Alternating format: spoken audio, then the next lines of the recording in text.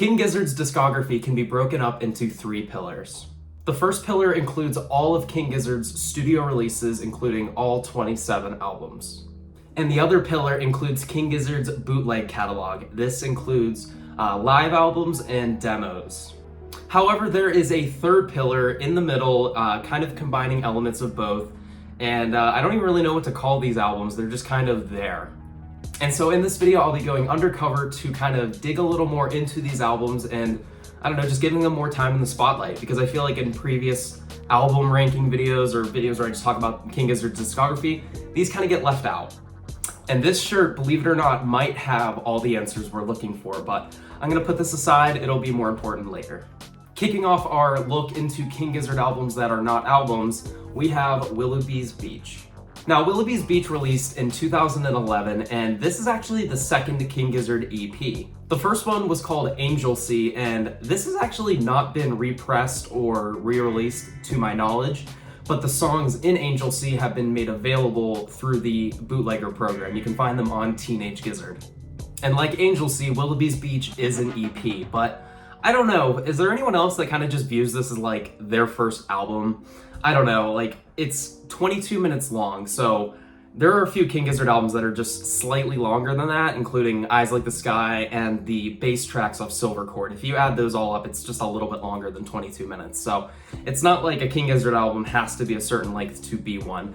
And honestly, I feel like if King Gizzard could like go back in time, they would switch Willoughby's Beach and make it like their first album. But for the sake of this video, it is not. If you go like the 27 King Gizzard albums that are out, Willoughby's Beach is not one of them. And so after Willoughby's Beach, we wouldn't see another King Gizzard album that's not an album until 2020. Which brings us to Chunky Shrapnel. Chunky Shrapnel is probably the most notable album that we'll be taking a look at in this video. And what inspired me to even make this video in the first place was this shirt. This is actually the back of the shirt. Here's the front. I always loved it. This is actually my very first King Gizzard shirt, and I have a lot. So this one's always felt kind of special to me. You know, it's got the Oddments bird, gumboots, soup elements. There's just elements from a ton of King Gizzard albums, and I love nerding out over this. But what I love the most is on the back, it has a list of all of King Gizzard's albums. And first off, you will notice that Willoughby's Beach is not on here. But what you notice is on here is Chunky Shrapnel. Side note, I just love this shirt because I got this after KG had come out, but LW had not come out. And I wasn't like super in with the King Gizzard fan base. I wouldn't even say I am now, but like I wasn't really looking up any news about King Gizzard at this time. So I didn't know that LW had already been kind of leaked. So people already knew it was coming. So this shirt was actually how I found out that LW was gonna be a thing. I was like, okay, that's kind of weird. We have KG, what's this LW thing? It was kind of like, it would be cool if they did an LW album, but I don't know, like, I'm not expecting it. But going back to Chunky Shrapnel, like I said, this album is on this list. So what does that mean? Well, this was 2020 and Chunky Shrapnel had just come out, so maybe that had a factor. But also Chunky Shrapnel is kind of a different beast. But going back to Chunky Shrapnel, your first inclination might be like, how is this different from Bootlegger? You know, it's a live album. That's what it says on Wikipedia, so that's what it is. However, the monkey wrench in our Chunky Shrapnel operation is that there are actually 3 studio songs that made it onto the album. You got Evil Star, Quarantine, and Anamnesis. And these, like I said, these are studio songs. They're not like live songs that were just recorded. And what makes these interesting is Chunky Shrapnel was a movie. If you missed this blip in King Gizzard history, they ended up making like a concert movie and released it in select theaters, which I got to do when it dropped. And that was just so cool. And these studio songs were like the intermissions or transitions, like when they would go from one concert to the other.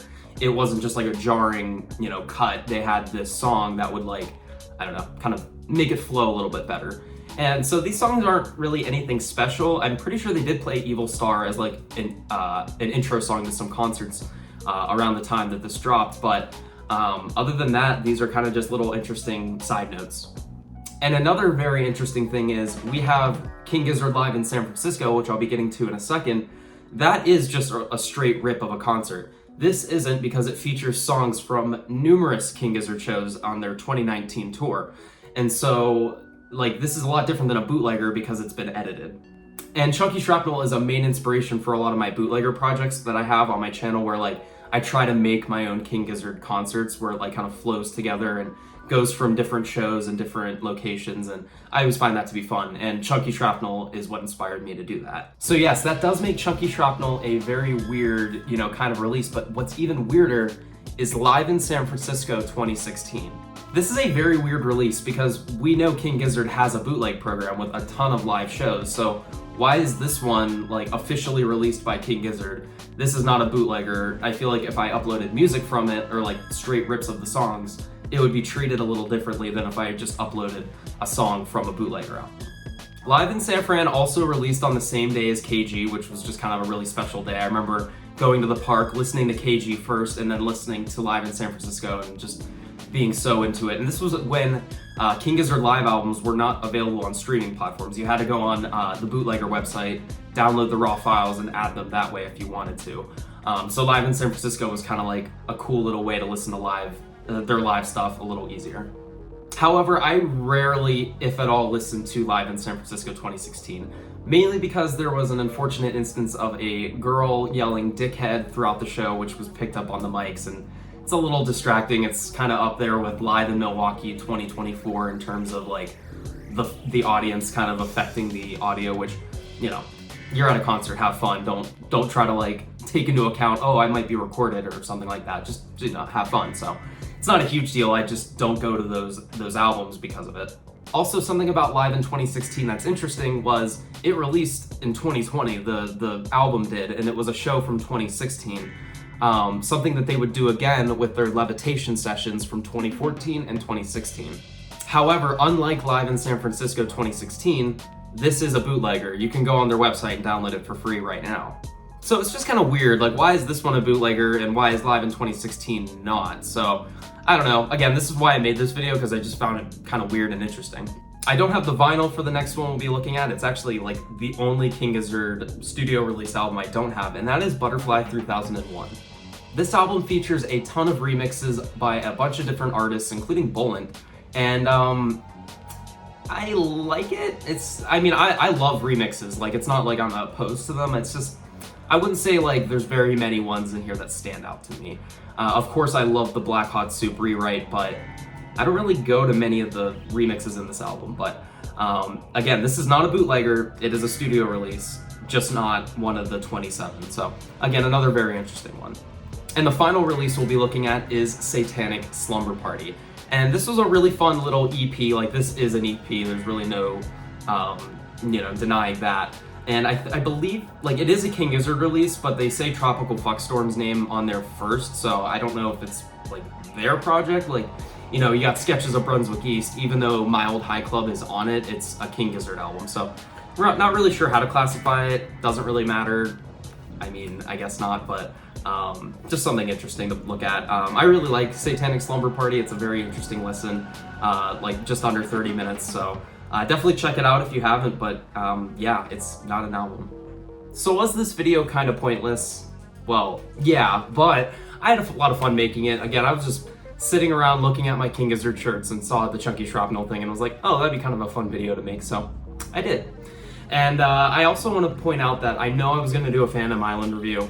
I ended up filming it, editing it, and I didn't like the final product. And honestly, I just don't really like doing reviews because I don't know how to talk about like the specifics of music. So it's basically me being like, I like this song. I like this song. I like this song because it's a King Gizzard album. I'm not going to dislike any. So yeah, I just want to let everyone know I'm probably not going to review Phantom Island, and I'm probably not going to do it again. Like, I don't know. I don't really like making them, so that's why I'm not going to do it. If you need my one sentence review, it's great, and you should definitely listen to it. There was a comma in there, so it is one sentence. Which you knew I was going to say. Of course I was going to like Phantom Island, but if you just wanted to hear me gush about Phantom Island for a whole video, I'm sorry. Just know I like it. And with that, let me know in the comment section below what you think of these albums, and yeah, I'll see you all in my next video.